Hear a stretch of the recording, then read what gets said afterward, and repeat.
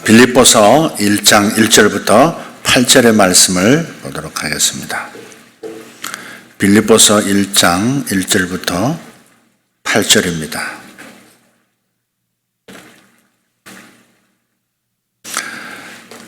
같이 합독합니다. 그리스도 예수의 종 바울과 디모데는 그리스도 예수 안에서 빌립보에 사는 모든 성도와 또한 감독들과 집사들에게 편지하노니 하나님 우리 아버지와 주 예수 그리스도로부터 은혜와 평강이 너희에게 있을지어다. 내가 너희를 생각할 때마다 나의 하나님께 감사하며 간구할 때마다 너희 무리를 위하여 기쁨으로 항상 간구함은 너희가 첫날부터 이제까지 복음을 위한 일에 참여하고 있기 때문이라. 너희 안에서 착한 일을 시작하신 이가 그리스도 예수의 날까지 이루실 줄을 우리는 확신하노라. 내가 너희 무리를 위하여 이와 같이 생각하는 것이 마땅하니 이는 너희가 내 마음에 있음이며 나의 매임과 복음을 변명함과 확정함에 너희가 다 나와 함께 은혜에 참여한 자가 됨이라. 내가 예수 그리스도의 심장으로 너희 무리를 얼마나 사모하는지 하나님이 내 증인이시니라. 아멘. 아멘. 미국의 경영학의 아버지 피터 드러커라는 분을 아실 겁니다. 그가 이런 얘기를 합니다. 최고 경영자의 제일 요소는 사람을 즐기는 것이라고 말을 합니다. 최고 경영자의 제일 요소는 사람을 즐기는 것이다. Enjoy other people. 사람을 즐기는 것이 CEO의 최고의 중요한 덕목, 요소, 주제가 돼야 한다 하는 겁니다. 데이비드 패커드라고 하는 분도 이런 말을 합니다. 좋은 사람을 만나는 것은 하나님이 내리는 선물이다. 그 사람과의 관계를 지속시키지 않는 것은 하나님의 선물을 내팽개치는 것이다 라고 말했습니다.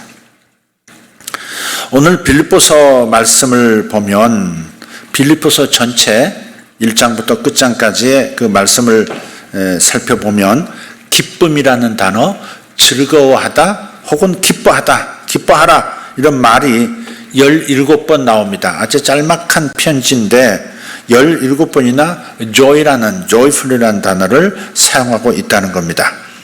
빌립보서 1장에서 특별히 바울은 사람들과의 관계가 인생을 즐기는 데 있어서 매우 중요하다고 가르치고 있습니다. 행복하려면 하나님을 즐거워해야 할 뿐만 아니라 이게 첫 번째가 되겠죠. 하나님을 즐거워해야 합니다. 그리고 사람들을 또한 즐거워해야 합니다. 이게 행복한 인생, 즐거움 가득한 인생이 되는 첩경입니다. 하나님께서는 우리에게 다른 많은 선물들을 주셨지만 특별히 사람들을 주셨습니다. 사람들을 주셨어요. 우리가 이 세상에 나 혼자 산다고 생각한다면 얼마나 비극적이고 절망적이겠습니까? 가끔 종말에 관한 그런 영화들을, 헐리우드 영화들을 보면 이렇게 거리에 사람이 없습니다. 도시에 다 사람들이 사라졌어요. 그리고 그 주인공 홀로 그 도시를 헤매면서 홀로 살아남기를 애쓰고 있는 그런 영화들. 참 이상한 영화지만 그런 영화를 볼 때 정말 절망스러운 감정, 정말 저런 미래가 펼쳐지면 어떡하나 싶은 그런 생각이 들어올 때가 있습니다. 아니, 개인적으로 제가 매일 느끼는 거지만 혼자 밥을 먹을 때, 혼밥할 때 밥맛이 그렇게 없어요. 여러분 어떠세요? 아무리 맛있는 거 먹어도 그다지 즐겁지가 않습니다. 그냥 먹는 거지. 그래서 정말 좋은 사람과 즐거운 사람과 사랑하는 사람과 함께 밥을 먹는다는 거, 차 한잔 마신다는 거, 이게 얼마나 큰 낙인지. 특히 우리 성도들로서는 라면 한 그릇 먹어도 우리 사랑하는 우리 성도들과 함께 따뜻한 삶의 이야기를 나누면서 먹는 것이 굉장히 큰 기쁨이죠. 그런 걸 보면 하나님께서 우리에게 주신 최고의 선물은 결국 사람이다 하는 겁니다. 우리 하나님께서는 우리에게 그분의 작품인 많은 사람들을 선물로 주셨습니다. 그렇기 때문에 우리는 사람을 즐김으로써 행복한 삶을 살려고 해야 합니다. 사람을 참으면서 사는 것이 아니라 사람을 즐김으로써 오히려 사람을 즐기면서 사는 인생이 되시기를 예수 이름으로 축복합니다. 자, 그럼 하나님께서 우리에게 선물로 주신 그 사람을 어떻게 즐기면서 살아갈 것인가? 사람을 즐기며 살아가려면 어떻게 해야 되겠는가 하는 얘기를 오늘 주제로서 나눠보도록 하겠습니다. 첫째로 사람에 대해서 진정으로 감사하시면 사람을 즐길 수가 있게 되는 겁니다. 사람에 대한 감사가 있어야 사람을 참으로 즐길 수가 있습니다. 이 세상에 다른 사람이 있다는 거 참으로 감사한 일이 아닐 수가 없습니다. 바울도 같은 생각이었죠. 그래서 바울은 성도들을 늘 마음에 생각하고 생각할 때마다 좋은 것을 생각하고 감사를 했습니다. 이것이 바울이 사람을 즐기는 방법이었습니다. 1장 3절입니다. 내가 너희를 생각할 때마다 나의 하나님께 감사하며 그랬어요. 내가 너희를 생각할 때마다 나의 하나님께 감사한다. 다른 말로 하면 좋은 경험과 기억만을 생각했다는 겁니다. 나쁜 기억이 아니라 좋은 경험과 기억만을 생각했어요. 사실 바울이 빌립보에서 보낸 시간은 객관적으로 보면 그다지 좋지 않았습니다. 극심한 핍박을 받았고 예수를 전한다고 하는 그 이유 때문에 많은 매를 맞고 빌립보의 차디찬 감옥에 갇혔습니다. 절망적인 상황에 처해 있었지만 나중에 하나님께서 기적적으로 개입하셔서 지진이 일어나고 옥문이 열리고 풀려나게 된 그런 이야기가 사도행전 16장에 나옵니다. 사도행전 16장은 바울이 겪었던 빌립보에서 겪었던 사실들이 역사적 사실에 기록되어 있고 그래서 빌립보를 쓰면서 그 기억을 떠올리지 않을 수가 없었을 거예요. 그런데 이런 나쁜 기억이 있음에도 불구하고 바울은 좋은 일만 기억하기로 그리고 감사하기로 작정했던 거죠.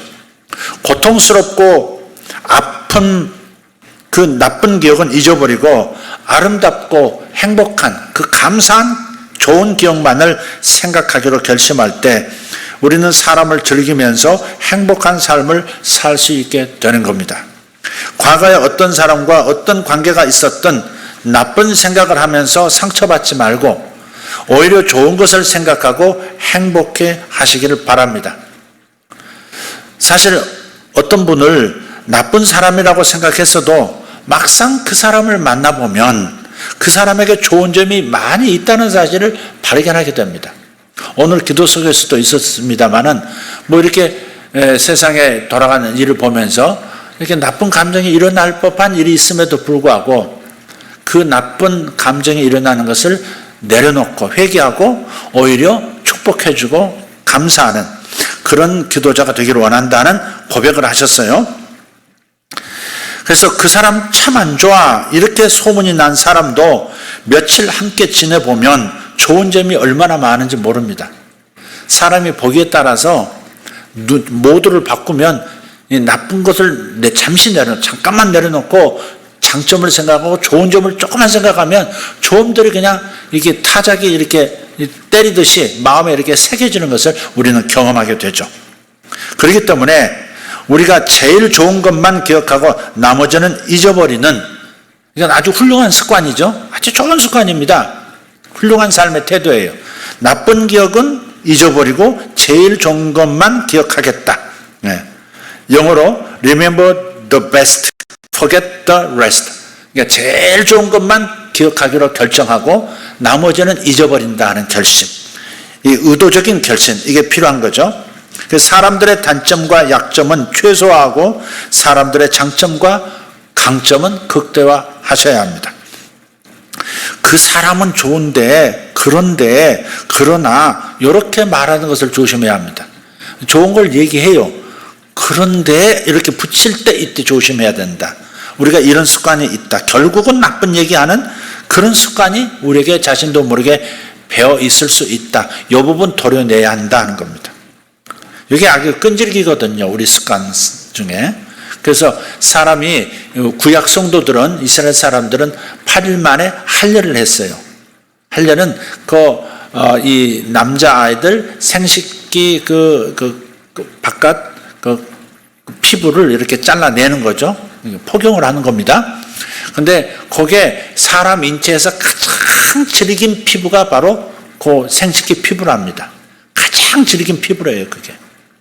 그래서 그 끈질긴 거, 이렇게 아주 정말 진저리가 날 만큼 안 떨어져 나가는 어떤 고집스러움, 자기 선입견, 자기 편견, 자기 왜곡된 그런 감정들, 그런 것들을 잘라내야 한다는 것을 영적으로 보여주는 것이 바로 할례 의식입니다.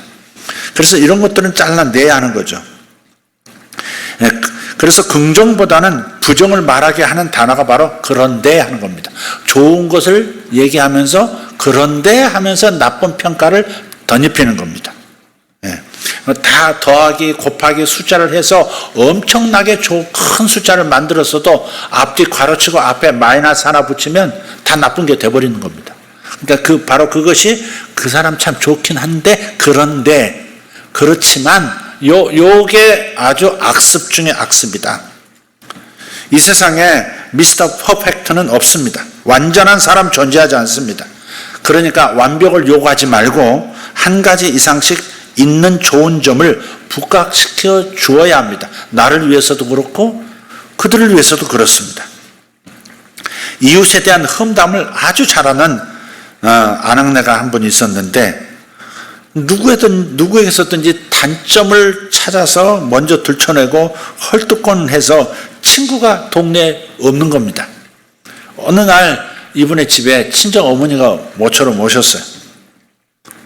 역시 이 딸이 창가에 앉아서 친정 어머니에게 이렇게 말을 하는 겁니다. 저 옆집 불결함에 대해서 험담을 하는 거예요. 저 엄마, 저 빨래 좀 봐요. 어떻게 저렇게 빨리 할 수 있어요? 너무 더럽잖아요. 세탁을 엉터리로 했나 봐. 그러니까 어머님이 이렇게 말을 합니다. 야, 좀 더 자세히 봐. 자세히 봐. 이웃집 빨래가 아니라 네 집 유리창이 더러운 거잖아, 지금. 마음이 깨끗하면 다른 사람들의 마음들이 깨끗하게 보일 겁니다. 자신의 마음이 지저분하면 다른 사람들이 지저분해 보이는 겁니다.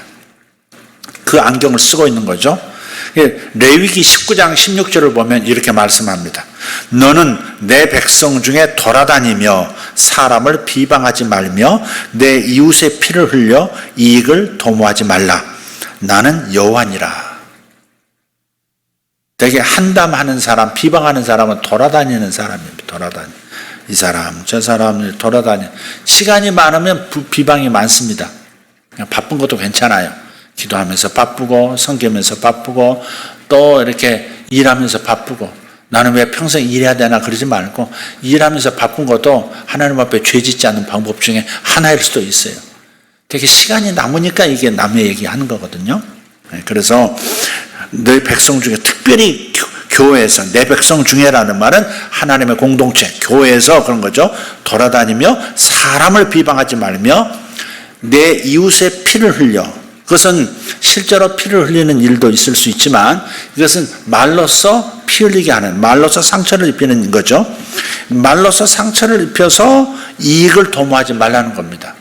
자기 자신을 어필하고 자신이 괜찮은 사람인 것처럼 똑똑한 것처럼 이렇게 다른 사람에게 인상을 지어주려는 이런 태도들이 결국 다른 사람을 희생제물로 삼을 수 있다는 말씀을 하고 있는 것이고 하나님께서 이것을 금하고 계신다 하는 겁니다.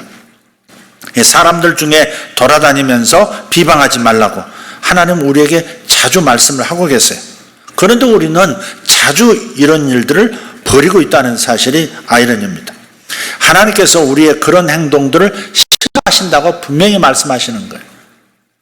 돌아다니며 다른 사람을 비방하는 거, 이거 하나님 싫어하신다. 기뻐하시지 않습니다. 우리는 힘들고 어려워도 지금 아주 힘든 상황이죠. 그러니까 대중 가서도 테스형 세상이 왜 이렇게 힘들어 뭐 그러는 거죠. 세상이 왜 이러는 거야. 우리들이 힘들고 지금 어려운 거죠. 우리 이제 우리 사역자들을 통해서 제가 직접 뵙지 못해도 가정들을 이렇게 보면 너무 어렵다는 분들도 계세요. 그래서 어떻게 기도로 도울 수도 있고 뭐 여러 가지지만은 좀 고심이 큽니다. 어려움을 겪는 분들이, 자영업 하시는 분들이 특히 어려움을 겪는 분들이 분명히 계세요. 힘들어도 너무 힘들다 그런 거죠. 동네에 어떤 분은 전번에 말씀드렸습니다만 가게 한 20년 넘게 이 미금동에서 하신 분인데 저한테 그러시더라고요. 뭐 노출되는 그런 것보다는 말로 설명할 수 없을 만큼 어렵다는 거예요.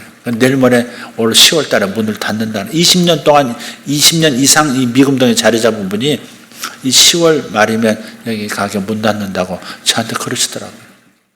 그러니까 어려우신 거죠. 우리 성도들하고 예외는 아니죠, 지금. 전체가 그러니까.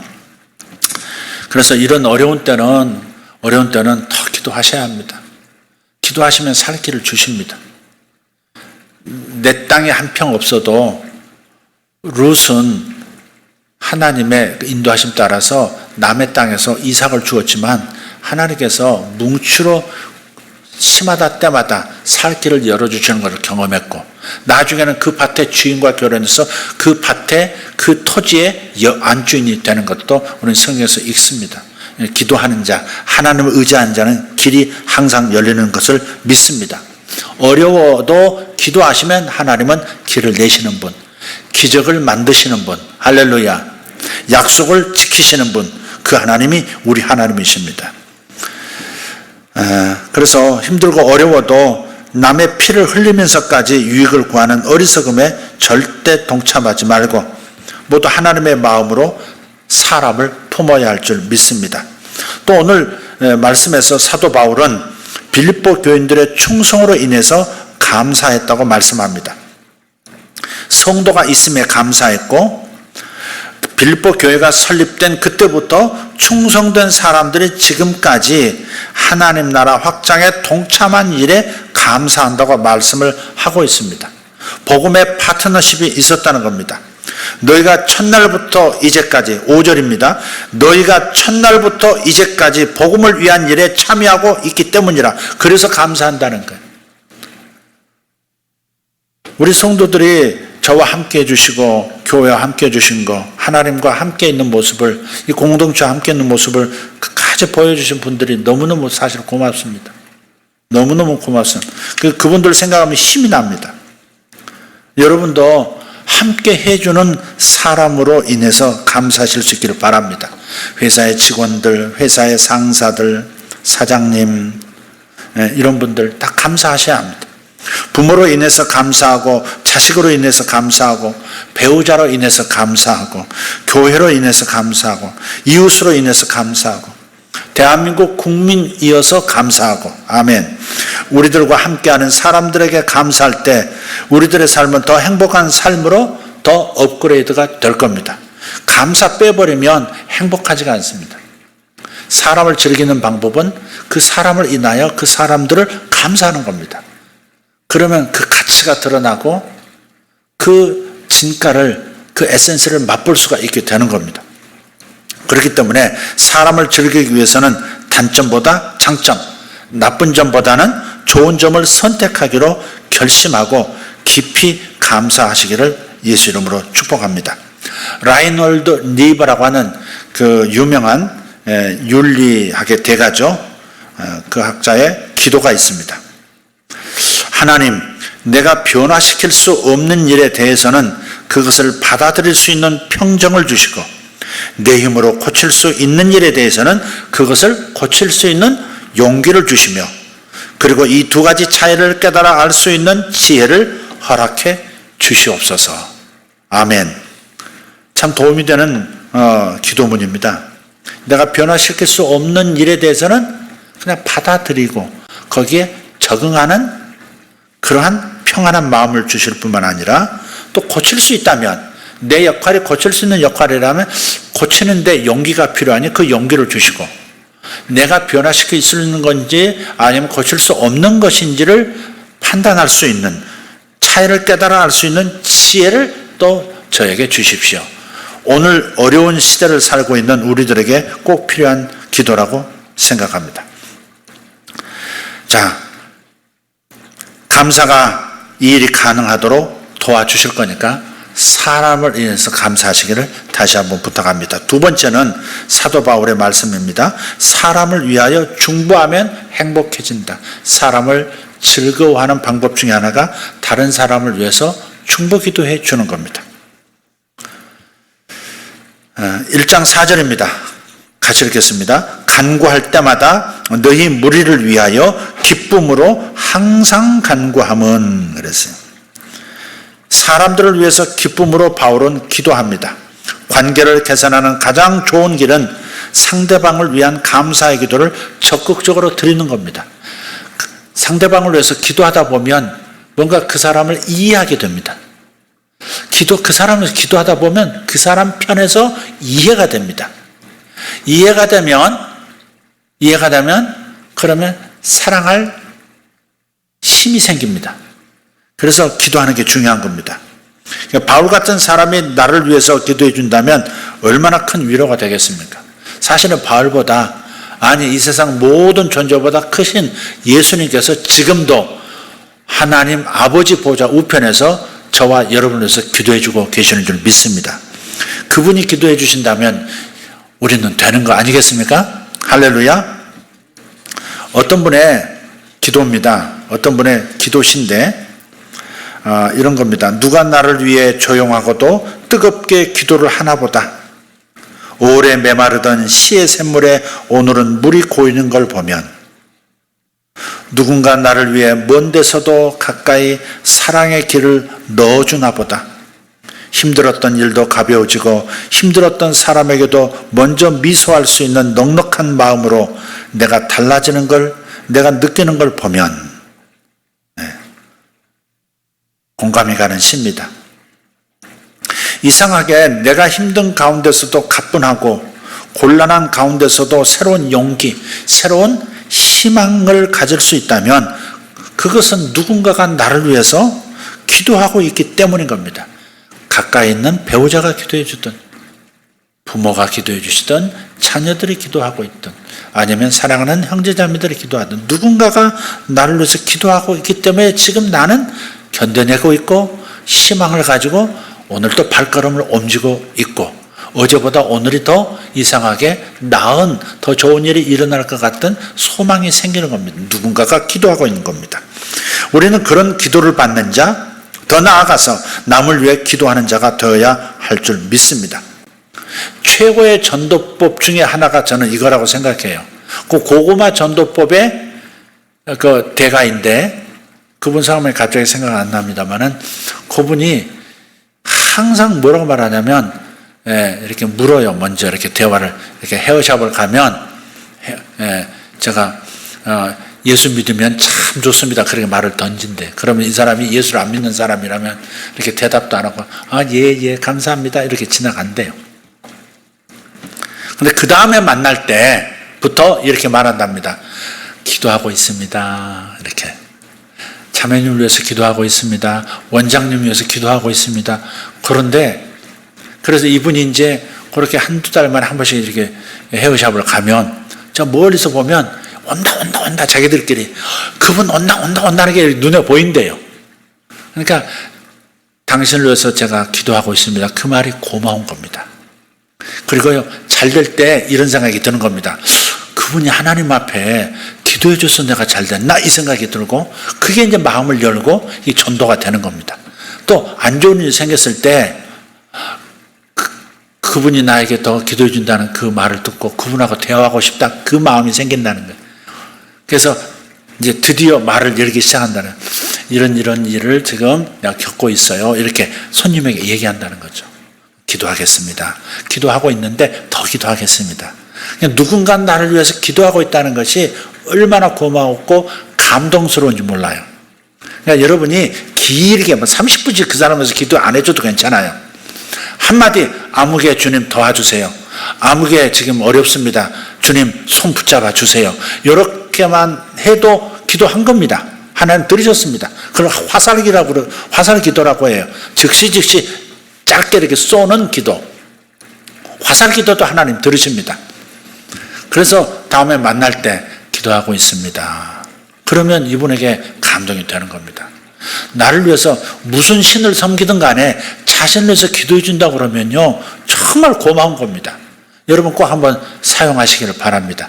기도도 해주시고 또 그렇게 말도 하셔야 합니다. 기도하고 있습니다. 기도하고 있습니다. 아주 좋습니다. 예, 바울도 자기가 기도하고 있다는 걸 밝히고 있잖아요. 이게 성경적인 거예요. 기도하고 있습니다. 이건 성경적인 표현이에요. 바울은 내가 너를 위해서 기도하고 있다 이렇게 기도를 말해줬을 뿐만 아니라 사람들을 위해서 기도하되 구체적인 기도를 드렸습니다. 첫 번째 기도는 뭐냐? 사랑 안에서 자라게 하소서 그랬어요. 1장 9절을 보면 오늘 본문은 아닙니다만은 그 다음 구절 내가 기도하노라 너희 사랑을 그랬어요. 너희 사랑을 점점 더 풍성하게 하사 사랑을 지식과 모든 총명으로 점점 풍성하게 하사 그랬어요. 이게 사랑, 지식, 총명이란 말은 지혜란 말인데 적용점을 말하는 건데 사랑, 지식, 총명 이 세 가지는 얼마나 좋은 성공 요소인지 모릅니다. 사람을 사랑하고 필요한 지식들, 정보가 있고 그걸 적용할 수 있는 지혜도 있고 성공의 중요한 요소들이죠. 리더십의 핵심입니다. 우리들이 자녀를 위해서 기도할 때 사랑이 넘치고 지식이 충만하고 총명이 풍성하도록 기도해야 합니다. 그러면 그 기도는 반드시 응답이 될 것입니다. 자녀를 위해서 기도할 때 사랑이 넘치고 지식이 충만하고 총명이 풍성하도록. 아멘. 두 번째로 기도한 게 뭐예요? 지혜롭게 선택하게 하소서라고 기도합니다. 지혜롭게 선택할 수 있도록. 우리 자녀들만 해도 우리 배우자만 해도 한번 생각해 보세요. 주님 지혜롭게 선택이 인생을 결정하는 거고 선택이 미래를 결정하는 것이고 선택이 성공과 실패를 결정하는 건데 그 선택을 잘 분별해서 할 수 있도록 해달라고 하는 이 축복의 기도는 굉장히 중요한 기도인 겁니다. 사랑이 넘치고 지식과 총명이 풍성하게 되어지도록 기도하는 것도 중요해. 성경의 중요한 요소지만 더불어서 선택을 잘할 수 있도록 선택에 대한 분별이 하나님께로부터 분명히 주어지도록 하는 것. 인생을 우여곡절 겪지 않고 좌충우돌하지 않고 직선으로 갈 수 있도록 만들어주는 아주 중요한 기도가 되는 것입니다. 그래서 10절에 너희로 지극히 선한 것을 분별하며 또 진실하여 허물 없이 그리스도의 날까지 이루고라고 했습니다. 지극히 선한 것이 가장 좋은 것임을 깨달아 알아야 합니다. 다시 말씀드리지만 인생은 선택입니다. 정말로 인생 가운데 올바른 선택을 해야 합니다. 일생을 살면서 최고로 최상의 컨디션 속에서 잘 분별해서 선택할 것은 바로 하나님을 선택하는 겁니다. 일생에 단 한 번의 선택, 하나님을 따르기로 하는, 하나님을 내 아버지로 모신다고 하는 이 선택도 중요하지만 매일매일 하나님 쪽을 선택하는 것도 중요한 것이죠. 또 배우자를 잘 만나는 것도 참으로 중요한 선택입니다. 배우자를 잘 만나면 평생에 행복하지만 잘못 만나면 평생에 괴로울 수 있습니다. 사태를 즉각 파악하는 지혜, 이런 지혜도 있어요. 분별의 지혜도 있어야 합니다. 이게 사업하면서 세상 살아가면서 즉각적으로 판단해야 될 때가 있잖아요. 즉각적으로 대답해야 될 게 있고 그때 거래가 이루어지기도 하고 실패가 되기도 하고 그런 거지 않습니까? 그래서 사태를 즉각 파악하는 그 지혜에 대한 재미있는 얘기가 있어서 그냥 상관없지만 한번 말씀을 한번 드려보겠습니다. 여러분 읽어보셨을지 모르겠습니다. 사자가 입을 벌리면서 양에게 물었습니다. 내 입에서 무슨 냄새가 나지 않나 맡아보랴. 내 입에서 무슨 냄새가 나지 않나 맡아보렴 한 거예요. 그러자 양이 가까이 코를 대보고 아주 고약한 냄새가 납니다. 그러자 사자가 이 버릇없는 놈 하면서 잡아 먹어버렸습니다. 그러자 사자는 다시 늑대에게 묻습니다. 늑대가 고개를 살살살 흔들면서 아무런 냄새도 나지 않습니다, 사자님. 사자가 이 간사한 놈이 내 마음에 들려고 죽지 않으려고 일부러 거짓말을 하는구나 하면서 늑대를 또 잡아 먹어버렸습니다. 다음에 누가 등장하겠습니까? 꼭 나오는 동물 여우입니다. 여우에게 물었습니다.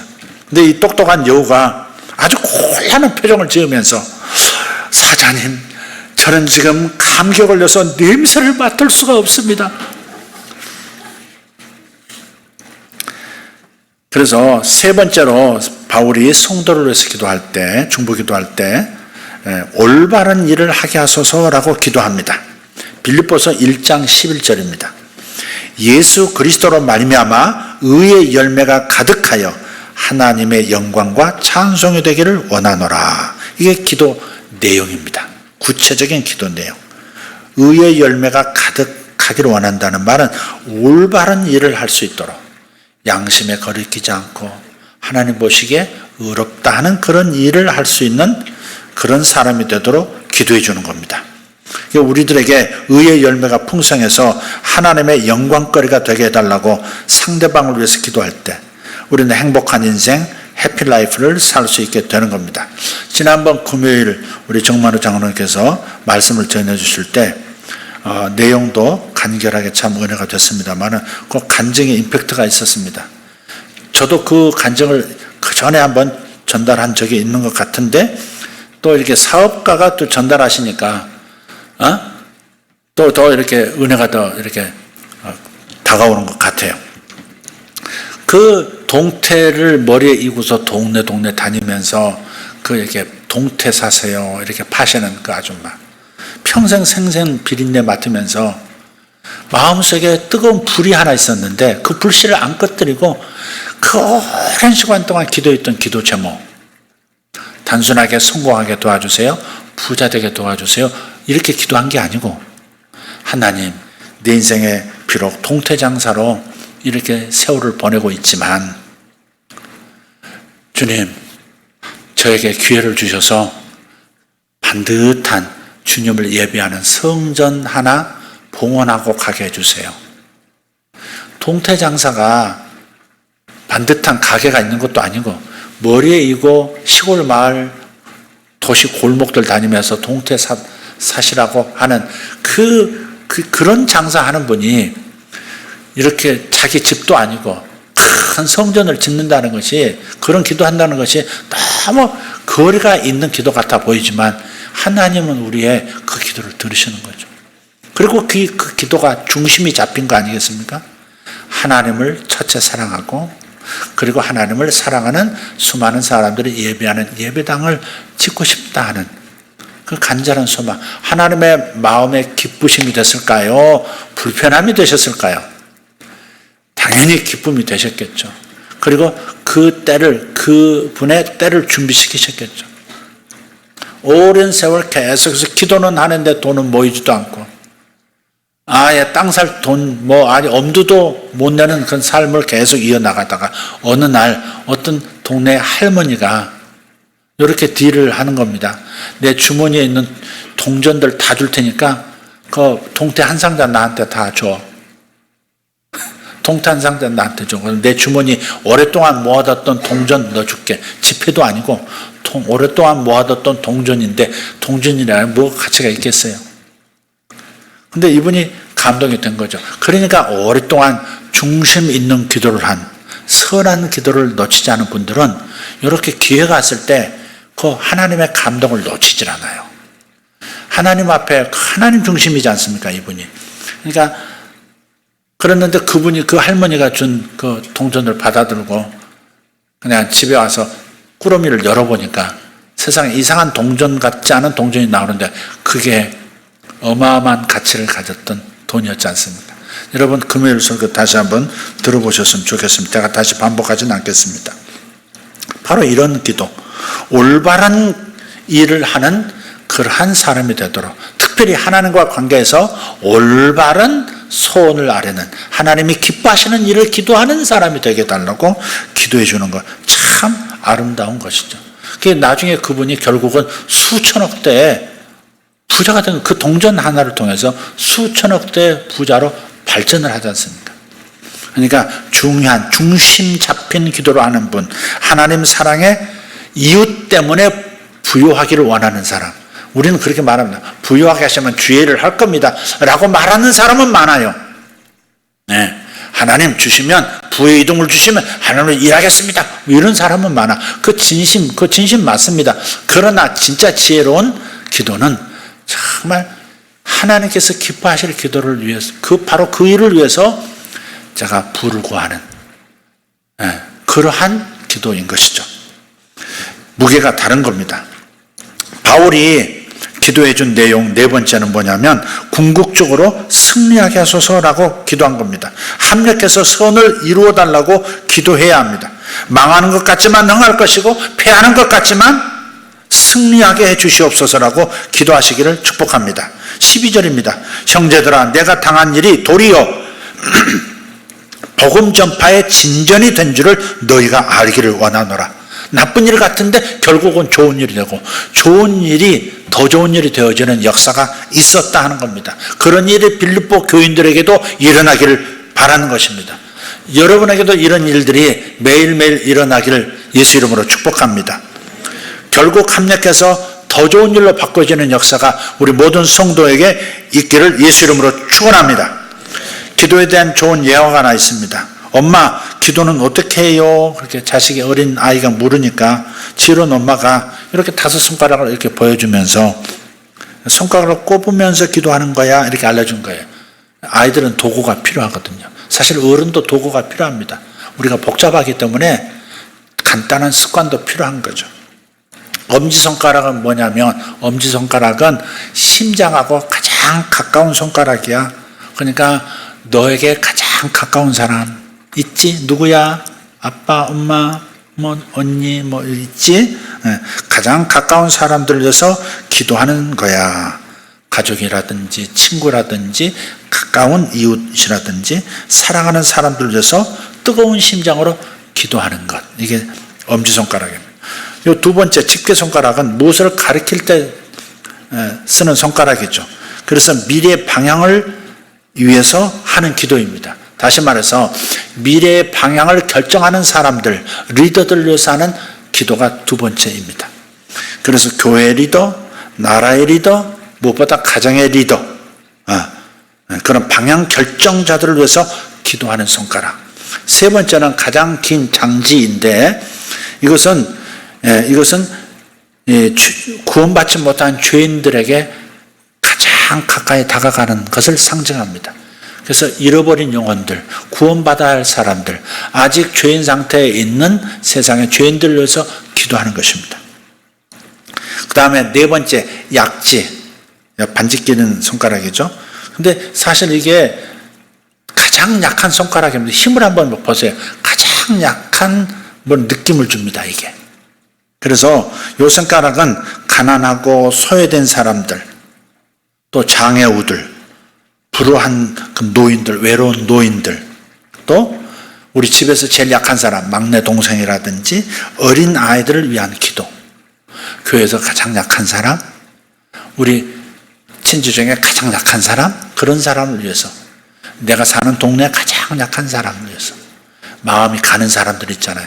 그런 사람들을 위해서 기도할 때 네 번째 손가락을 생각하면 되겠습니다. 마지막 새끼손가락은 가장 작은 손가락인데 여기에 이제 죄송합니다.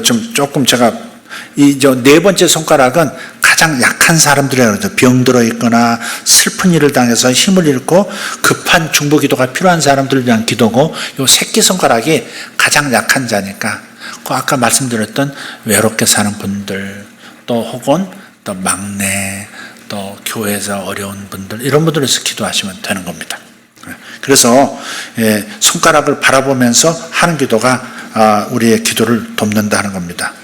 또 이렇게 하셔도 됩니다. 손가락을 바라보면서 엄지는 첫 번째는 찬양하는 겁니다. 하나님 앞에 찬양하는 기도고, 두 번째 손가락은 하나님이 지적하시는 거죠. 회개하는 기도. 세 번째는 감사의 기도. 네 번째는 중보의 기도. 다섯 번째는 간구의 기도를 할 수 있습니다. 여러분만의 방식, 여러분만의 내용을 결정할 수도 있습니다.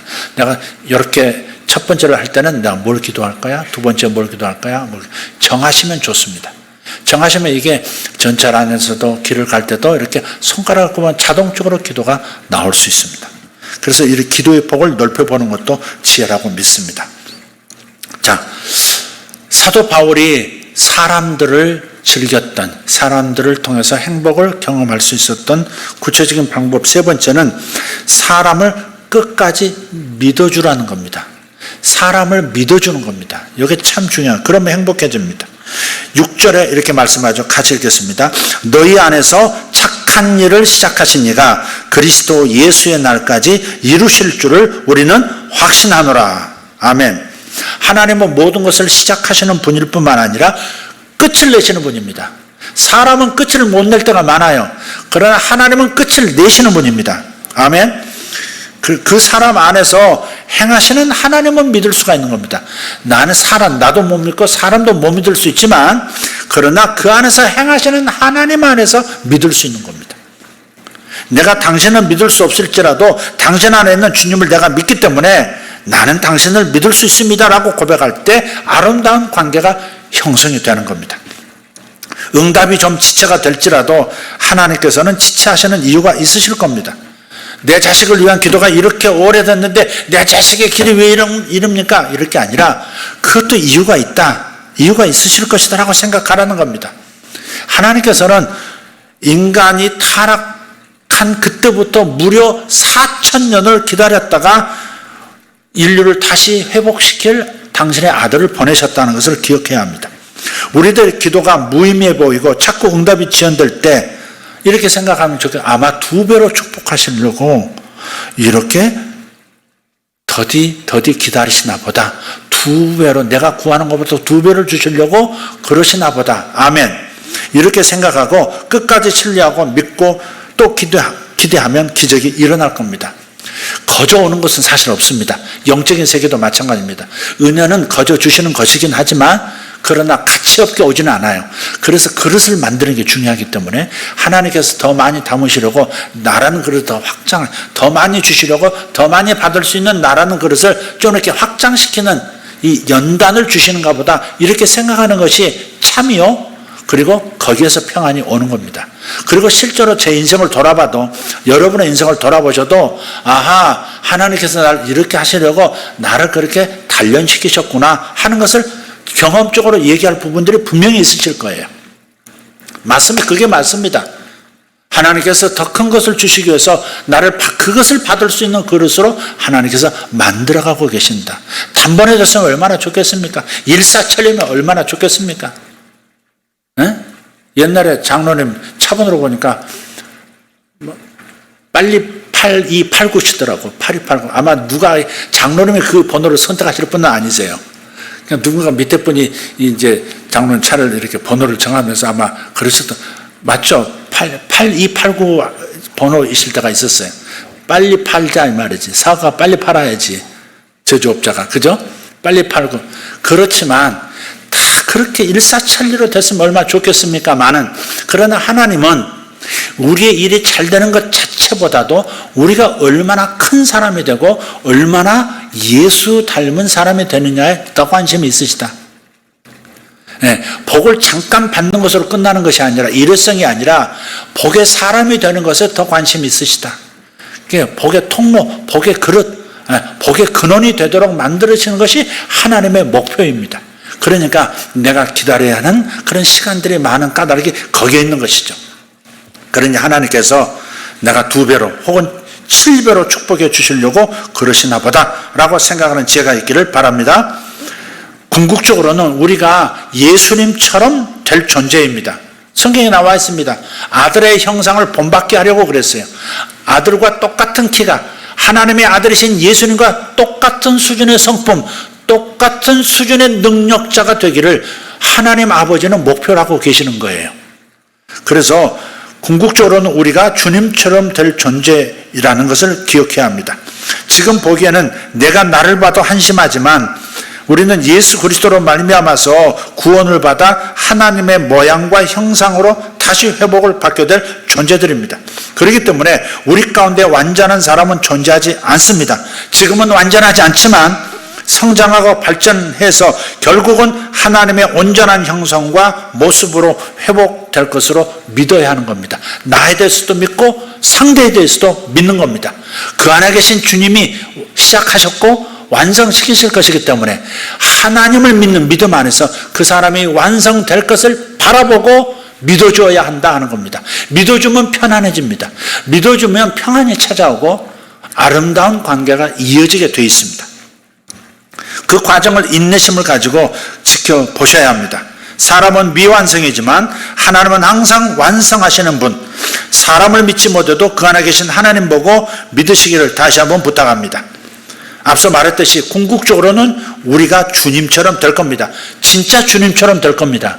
이게 하나님의 목표니까. 하나님은 하실 수 있습니다. 우리를 예수님의 수준으로 지금 변화시켜 가고 계세요. 서로 봐도 헛웃음이 나올 수 있지만 그러나 하나님의 목표는 절대 이 모습이 아닙니다. 하나님의 목표는 완전입니다. 조그만 씨앗 안에서 수천 개의 사과 열매를 보고 계시는 분이에요. 조그만 감씨 하나에서 붉게 열린, 가득 열린 감나무를 보고 계시는 거예요.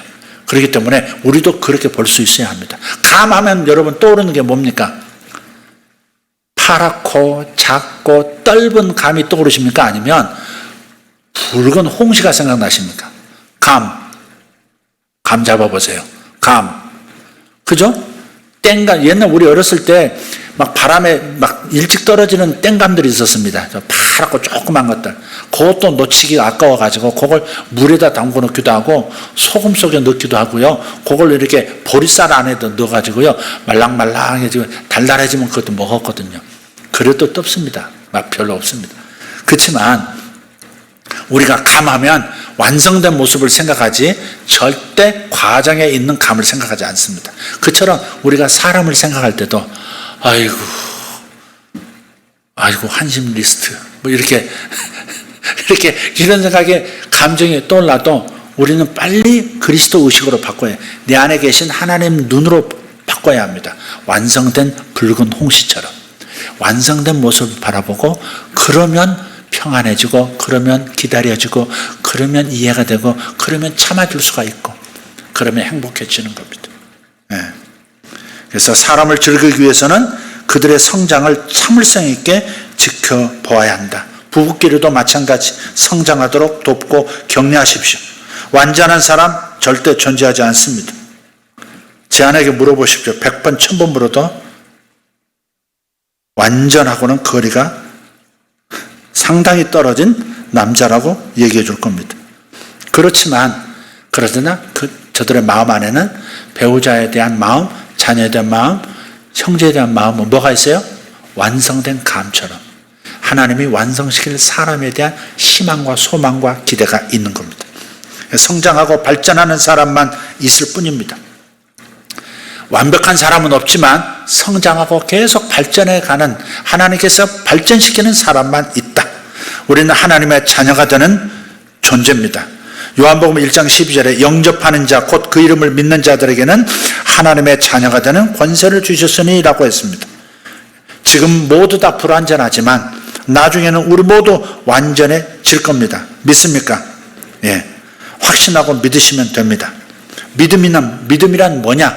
다른 사람들에게서 최상을 기대하는 것입니다. 기대하는 대로 되는 거예요. 기적을 기대하면 기적이 나타나고 축복을 기대하면 축복이 나타나고 성장을 기대하면 성장이 나타납니다. 기대하는 자에게 하나님은 복을 주시고 축복을 기대하는 사람에게 축복을 허락하십니다. 할렐루야. 자, 마지막으로 정리하면서 말씀을 나누겠습니다. 사도 바울은 사람을 통해서 행복해지는 비결 마지막을 이렇게 말합니다. 진심으로 사람을 사랑하라는 겁니다. 7절 8절 마지막을 한번 보겠습니다. 내가 너희 무리를 위하여 이와 같이 생각하는 것이 마땅하니 이는 너희가 내 마음에 있음이며 나의 매임과 복음을 변명함과 확정함에 너희가 다 나와 함께 은혜에 참여한 자가 됨이라. 내가 예수 그리스도의 심장으로 너희 무리를 얼마나 사모하는지 하나님이 내 증인이시니라. 아멘.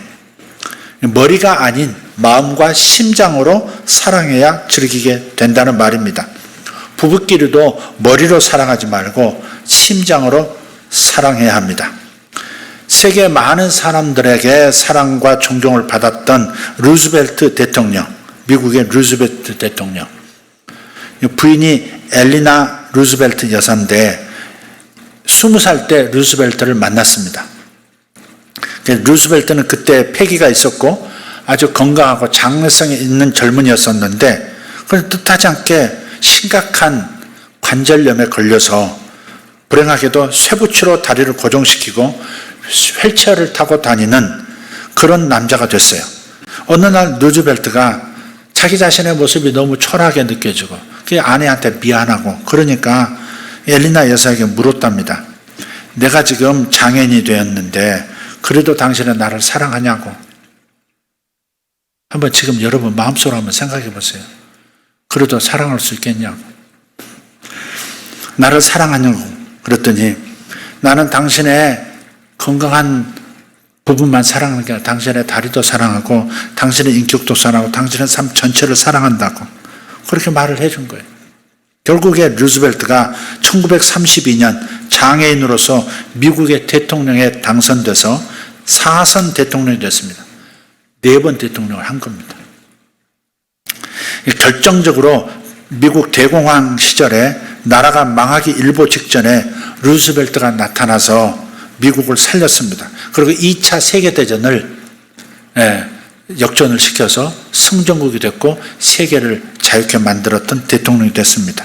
이것은 한 여인이 심장으로 사랑하는 바로 그 사랑이 세계를 건질 수 있는 남자가 되게 한 것이다. 저는 그렇게 믿습니다. 진실된 사랑이 사람을 즐기는 비결입니다. 가슴 사랑은 이해로부터 시작됩니다. 들어주고 주의하고 살펴보고 질문하시고 관심을 가지셔야 합니다. 사랑은 어디 있느냐? 저는 관심이다. 관심 가는 것은 사랑하는 겁니다. 사랑을 다시 애매하니까 사랑이 추상적으로 들리니까 당신은 그 사람에게 관심이 있습니까? 그럼 사랑하는 겁니다. 그게 관심이 있는 거 아주 중요한 거죠. 그래서 이 사람은 이런 이 어떤 식당에 갔는데 벽에 이런 글이 적혀 있어요. 뭐냐면 구름은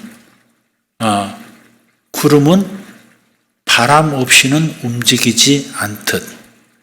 구름이 바람 없이 움직이지 않듯 사람은 무엇으로 움직이나? 이런 질문이에요. 그럼 뭐가죠? 사람은 무엇으로 움직이나? 무엇으로 움직입니까? 사람은 사랑으로 움직입니다. 사랑을 받아서 움직이고 사랑을 하기 때문에 움직이고 내 인생 한번 보세요.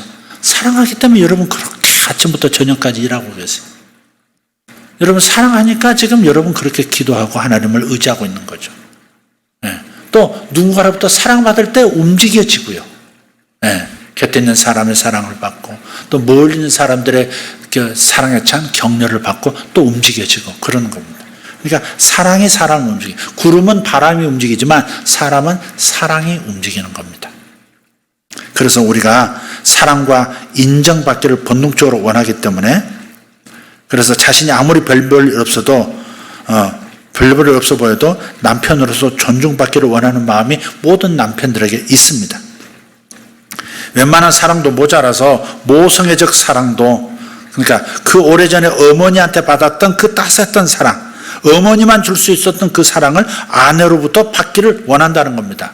이게 심하면 병이 되겠지만 그러나 이게 본능 안에 있는 거기 때문에 이거 아내 되시는 분들이 인정하는 것들이 중요하다고 생각해요.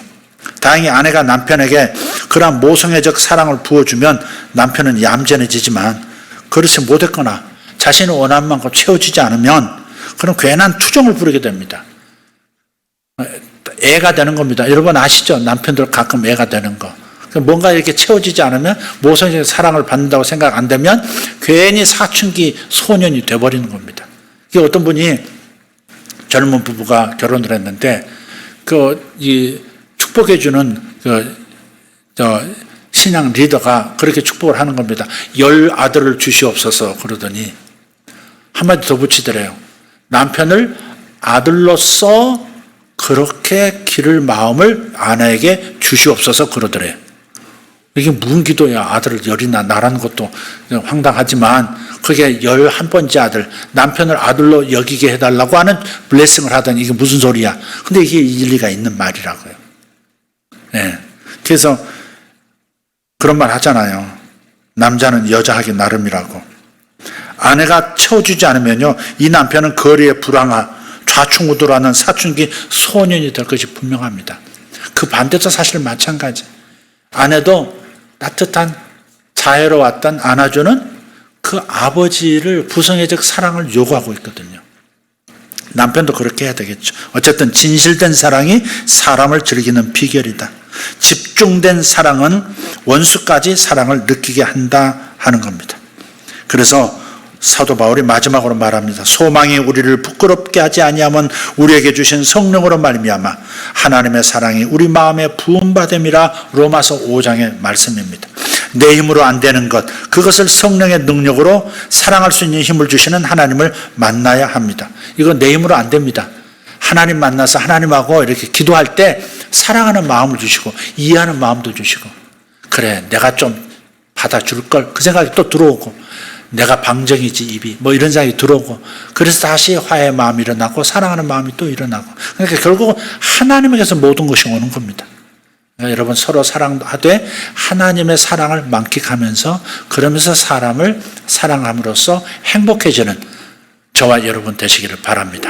바울의 사람을 즐기는 법, 사람을 통해서 행복해지는 법을 꼭 터득하시기를 예수 이름으로 축복합니다. 기도하겠습니다.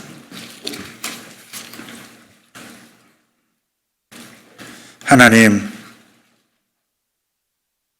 사람을 즐거워하고 즐기는 법을 배우지 못한 인생 비극입니다. 사도 바울이 기쁨의 책인 빌립보서에서 사람을 기뻐하는 것에서부터 출발하는 이 지혜를 우리들도 배우기를 소원합니다. 하나님을 즐거워할 줄 알고 또한 사람들을 즐거워할 줄 아는, 그래서 행복해지는 우리 모든 성도들이 되게 해 주시옵소서. 비대면 내 문화가 당연한 것처럼 여겨지는 이때 아버지 하나님, 우리는 이것을 그대로 받아들일 수 없습니다.